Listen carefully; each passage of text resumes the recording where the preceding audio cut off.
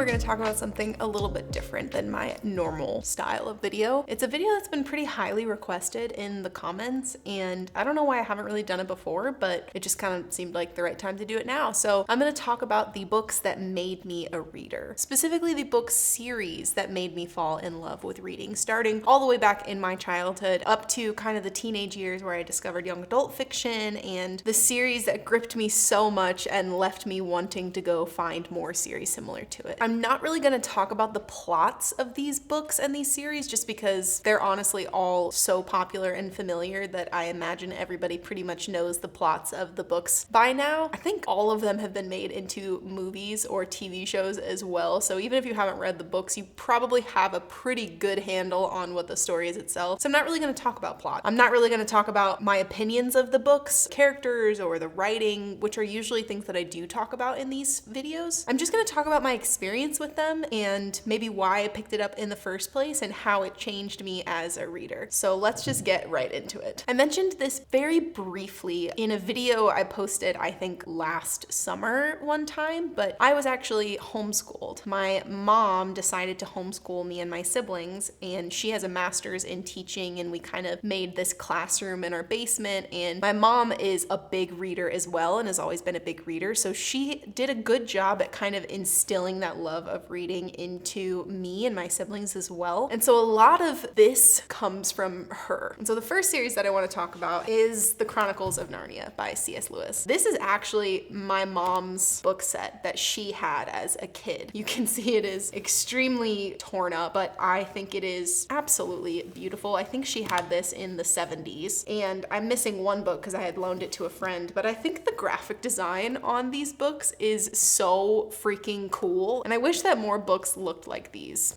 days. But obviously, as you can tell, my mom really loved this series. The box is truly falling apart. I have to be very careful with it. And so she read this series out loud to me and my dad and my siblings multiple times growing up. Another reason why that was such a fun time for me is because my mom was also a first grade teacher, and so she was very good at engaging young children. So she would do all of the voices, she would act things out, she would make it such a fun and engaging time when reading books out loud to us. I just loved those moments with her, and it's really what made me love reading and grow up to be a reader. So Narnia is one of the first series that I ever remember her reading to me, not even a part of school, just because it was fun. She would always read to us before bed, and we would go through every single book in here. We also had the VHS movies. I think they were movies, or maybe it was a TV show at the time, but the really old live action remake of Narnia, we had those, and so we would kind of watch them in tandem. But this in particular was kind of my first taste of true fantasy, true kind of good versus evil. You've got Aslan and the White Witch in the Chronicles of Narnia, and you've got all of these other kind of evils that pop up throughout the books, culminating in the final battle, which is such an amazingly written climax. It's one of my favorites still to this day, and this series really means so much to me. I need to reread it, honestly. I've probably read it 2 or 3 times in my life, but it's been a long time since I've picked them up, and I've been wanting to pick them up again, but I need to get my other book back because I loaned it to a friend and they still haven't given it back. Chronicles of Narnia, definitely on the list of books that made me the reader I am today. The next series that kind of falls into the same category as Narnia for me as it relates to my mom reading it out loud to us is The Lord of the Rings by J.R. Tolkien. Now these covers are way less cool than the Narnia ones because they're the movie covers, and I still to this day hate when books will publish movie covers. I think it's really lame. These books, The Lord of the Rings, was a staple in our house for sure. I have very vivid memories of my mom reading this, and actually she wasn't reading it to me, she was reading it to my brothers as they were going to sleep, and they had these bunk beds in their room, and I remember feeling very left out because they were all reading Lord of the Rings, and I think maybe my mom didn't include me in that in the beginning because the subject matter, like I was probably 5 or 6 at the time, and we're talking about orcs and battles and war and all of these kind of crazy things, but I convinced her somehow to let me go in there as well, and I kind of remember all of us gathered on the bunk beds as my mom would read a chapter, and every time she would get to the end and she would tell us it was time for bed, it would be just the most heart-wrenching thing ever because you don't want to stop. One, because the story I think is just so good and gripping, especially for children. If you're consuming it in the right way, it's exciting. It is fantastical. It is something that you want to keep reading over and over again. And that's kind of what happened. So as I was really young, I remember remember hearing my mom read it out loud to my brothers, and then as I got a little bit older, we started it together and my mom read all of them out loud just kind of to me. And I think this solidified my love of the genre of fantasy. Like, this is the reason that I love fantasy books as much as I do. Narnia, yes, sort of. Honestly, I think Narnia is the reason why I love delving into series themselves, just because I remember being so excited and almost in awe of the fact that I would finish a book, be so sad that I would finish a book, and then realize, oh, I have another one. The story continues, and even if it's not a direct continuation all the time, I get to be in this world longer. I get to be with these characters longer and this story longer. So I think Narnia really solidified that I love reading a series so much. Lord of the Rings really solidified that I love fantasy. I love the elves, I love swords, I love crazy, fantastical bad guys that are basically going to end the world if our ragtag group of whatever they are, misfits, doesn't stop them. It's wonderful. And also, this book really solidified my love of love stories as well, because Aragorn and Arwen's story is absolutely beautiful. You don't get to see a ton of it on the page itself, and I sort of talked about this in one of my recent videos where I was ranking book couples. You don't see a ton of them on page, but you know what happens with them. And there was a really funny comment that somebody gave where she said something like, my girl Arwen gave up immortality to be with Aragorn, and that is all I need to know. And I would agree with that. That's all I need to know. This made me love fantasy and made me love love stories. And again, it's just something that I think of so fondly and hold so dearly to me when I think about my childhood and the books that I was reading. I definitely read other book series with my mom as well. We would read the Little House on the Prairie series. We read Anne of Green Gables together. But I think Lord of the Rings and Narnia were the two that kind of stood out to me as I was thinking about this series, specifically as it relates to my mom reading them out loud and kind of early childhood, how that shaped what I wanted to read. And then I moved into reading middle grade readers by myself. And the first one that definitely shaped me, impacted me so much, is absolutely Percy Jackson and the Olympians. The first book is The Lightning Thief. I feel like everybody was reading Harry Potter when I was reading Percy Jackson, and what's funny is I was actually never allowed to read Harry Potter. Don't fully know why, but I wasn't allowed to read Harry Potter or watch the movies. And so I was reading Percy Jackson instead because for some reason Greek gods and that magic system is better than witches and London magic system,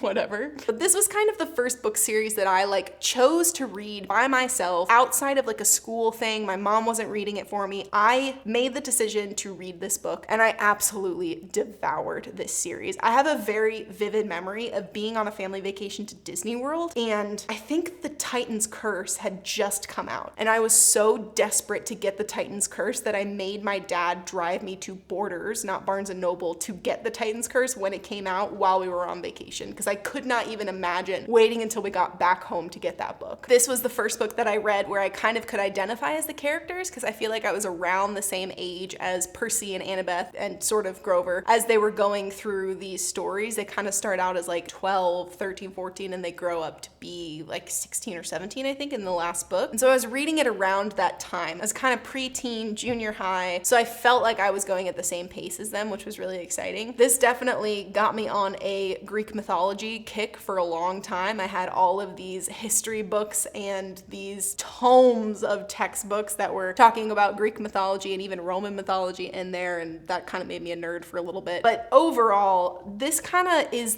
the series that feels like my childhood to me, just because, again, like I said, I made the decision to read it. I wanted to keep going with it. I spent my own money on this book series. My parents didn't buy it for me, which was just one of those childhood milestones that really sticks with you throughout the rest of your life. I will always remember this series. I will always think fondly of it. And I've reread it many times, as you can see from the state of these books. Something else that is really sweet to me about this series is that actually when I met my husband before we started dating, one of the first things that we bonded over was the fact that he had a similar experience to me reading Percy Jackson as a kid. It was his favorite series. He was kind of on the same path as me, same time of life, reading it, deciding to read it. And he wasn't maybe at the time a huge reader either. He loves to read now. He doesn't necessarily do it as much as I do, but this kind of set him on that path as well. And so we really bonded over that, and we still kind of talk about it and talk about, having an empathy link like Percy and Grover, and just feeling very, very connected to each other through these books, which is something that makes me really emotional if I think about it for too long. So we're probably gonna move on, but Percy Jackson and the Olympians, that's a big one for sure. So I was reading Percy Jackson while everybody else was reading Harry Potter, but I really wanted to read Harry Potter before. So I think when I was about 15, I finally decided, you know what? I'm just gonna do it. I think I got the box set from a garage sale, or I got it from somewhere that it was sort of free, because I'm pretty sure that in my book somewhere is like somebody else's name. Some other random person's name is, well, this says to Pasita. I don't know who that is. Yeah, so these were pre-owned before I got them, but they were in much better condition than they are now. They are truly, truly falling apart. My Deathly Hallows copy just is completely gone. Unsalvageable. The back like 50 pages of Prisoner of Azkaban just come out. These became very, very well loved by me as well. But I read them a little bit later in life. I probably read them when I was like 15. I found them, like I said, secondhand or at a garage sale or something, and just decided to start reading it, even though as a young child I was never really allowed to read it. I had kind of a resurgence of that feeling that I felt when I was reading Percy Jackson for the first time. I was so excited about these books, completely invested in it. Again, you just have such a long series to follow, and the world is so cool. Every kid wants to go to Hogwarts, and I loved this book series so much that I ended up watching all of the movies with my mom. I made her watch them with me, and she loved them. And then after I had finished it the first time, after we had watched all the movies together, we decided that we were actually going to read the books together. But the way that we did it was really great, because at one point in my life, I was living apart from my parents and they had moved to a different state. And so my mom and I would FaceTime, and she would read the Harry Potter books to me over FaceTime. And I'm like 21 at that point, and my mom is still reading out loud to me, just because it was like a really good connection point for us now that we were living apart. And she ended up loving the books, loves the movies. We've read them a bunch, we've watched the movies many times, and that's kind of become another bonding point for me and my mom, even like later in life, after she had kind of stopped reading out loud regularly to me. This is kind of something that we really were able to bond over. And this series is amazing, and the movies are amazing. I literally just finished going through all of the movies again with my friends very recently. So it's something that is super ingrained into me, definitely impacted the way that I read books and the books that I choose to read. I love the magic system. It continues to play into my love of fantasy, and I just think it's great. It's wonderful. Okay, now we're moving into the more teenage years of my reading experience, and I think, like a lot of kids, I definitely went through a bit of a slump, an extended slump from childhood to being a teenager, just because I feel like that's natural. The books that you're having to read in school at that time, in my opinion, a lot of the times it makes you dislike reading. It's good to read those books, and even now in my adulthood, I love a lot of those books that I was supposed to read for school, but there's just something very psychological at that time, being a preteen and a teenager, going through puberty, all that type stuff, where you're being told to read a book and you really don't want to read it, and so you just like spark notes the whole thing. At least for me, my love of reading really took a hit. It tanked. Until I read this one book series that, again, I think a lot of people relate to, and that is obviously The Hunger Games by Suzanne Collins. I think that this book really set off a lot of people's love of reading into later teens and early adulthood, just because of the timing that it was put out, the genre that it sort of defined. I don't know if this was necessarily the first of its kind, the kind of dystopian YA, but it definitely was the most popular and the most successful of its time. And so whether or not it started the genre, I feel like it defined the genre and it made the genre more popular. And the formula of having, you know, the young girl, the chosen one character arc, going through the set of trials and the games. There are books that you will read today that are described as like a Hunger Games books. If there's any book that takes place with a trial or a competition or some sort of game-like function, it will always be compared to Hunger Games, which is so interesting to me that an author was able to literally become a description for other books, if that makes sense. So The Hunger Games was one that I had my eye on and I wanted to read. Weirdly enough, once we got to an old enough age, we started doing these things called like homeschool co-ops, where you would essentially go to school or go to classes like 2 days a week. It was kind of almost a college schedule, but for junior high and high school. And so my middle brother was like a couple grades above me, and he was in a modern lit class where they would read books that were being written and released in and around the 2000s that were kind of making an impact. And so he had to freaking read Hunger Games for school. And so I was was kind of seeing Hunger Games and seeing it around, and I was really, really interested in reading it, and I didn't read it for a while. And then when I got to modern lit, we stopped reading Hunger Games, and so I just kind of decided to pick it up one day. So I went down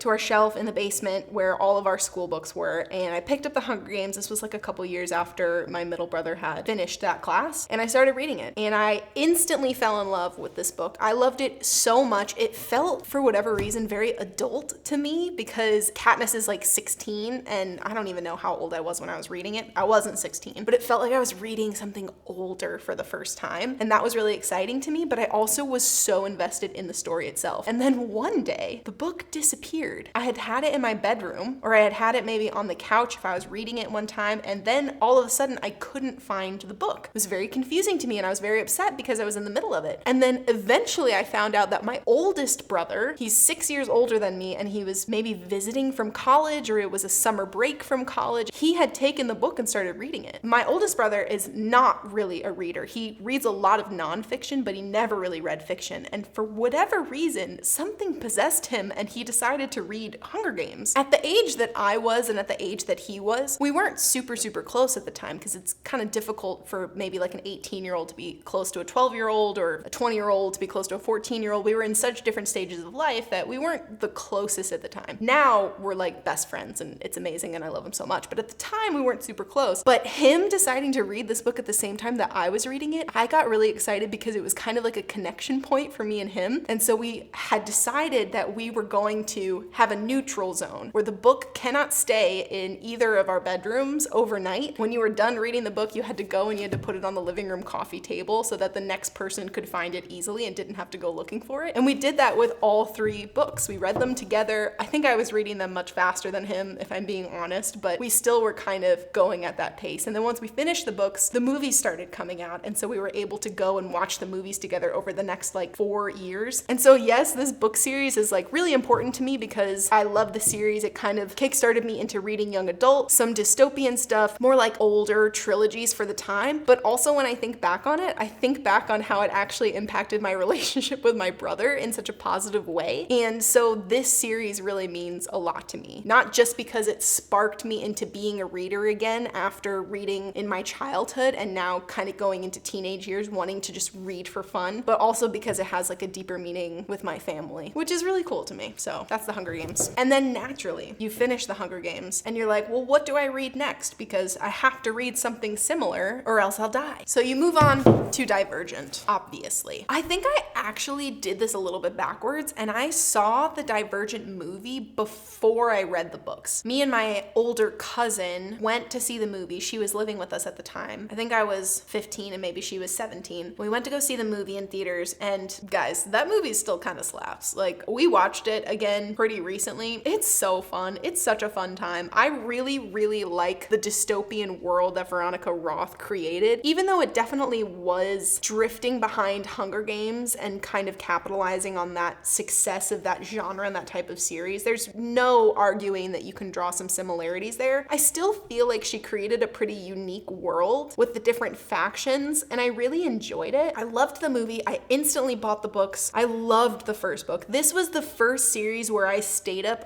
really late to finish these books. I remember it being like 3 or 4 a.m. and I was still reading these books because I was so invested in it. I loved the love story, obviously, as all teenage girls do at the time. 4 is just amazing. He is 100% the icon that you want every other main male character to be. And I just had so much fun with it. Until the last book. The ending of this book still to this day haunts me in a negative way. I was so disappointed. It made me so angry. I feel like the whole story just went completely off the rails. Veronica Roth did all of the characters so dirty. It is truly one of my biggest disappointments in a book because I loved the first one so much. I really liked the movie as well. The second one kind of fell into middle book syndrome where you're just like, this is important. I'm not having a lot of fun. There's weird conflicts happening, but it's like important to the story. And then the third one, I feel like started so strong and we were really back on track to have like a good explosive ending. But the actual ending of this book, I was so upset about. And I haven't reread this since. I have read every other series in this list multiple times and I have not read Divergent again. I don't know if I ever will. I really don't want to because the ending sucked so badly in my opinion. But I still remember it very fondly because of how how emotionally attached I was to the first book and the characters, and I thought it was just like so interesting and well done. And again, it was kind of me looking for that next Hunger Games book series, that next feeling that Hunger Games gave me, which really still kind of set me on a path as a reader.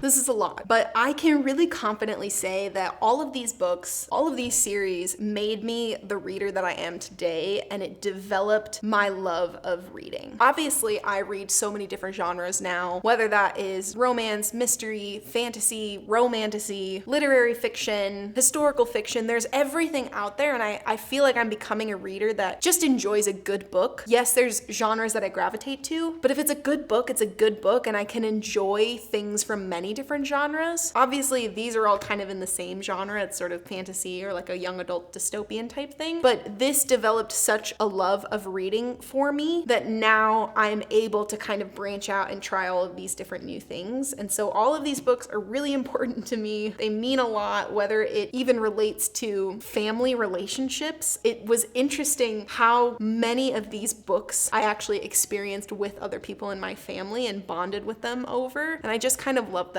Not to get too sappy, but I love how so many different people can love a particular book and kind of bond over that, and it really brings them closer together. Anyway, this was fun to talk about. I specifically picked a bunch of series just because I do love a series and they kind of were the ones that stuck out to me the most, but there are a lot of single books that I feel like I could do a video on as well, so that might be coming soon too. But I would love to know, what are the series that made you as a reader? What are the books that you read in your childhood that you loved so much that have really dictated and defined who you are as a reader today? I would love to know. I would love to have a conversation with you guys in the comments about it. And as always, thank you so much for joining and watching and hanging out with me on this corner of the internet, and we will see you next time.